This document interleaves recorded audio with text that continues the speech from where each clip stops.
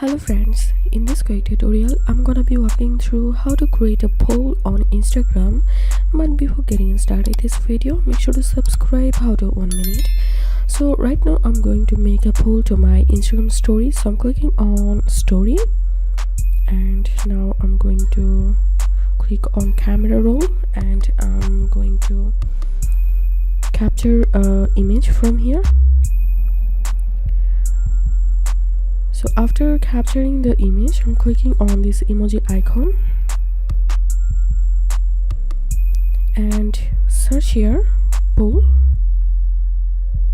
and once you get the poll, click on poll and type here the poll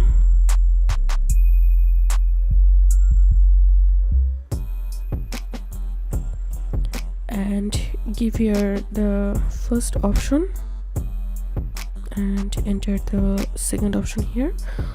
Also you can add another option by clicking here and now click on done,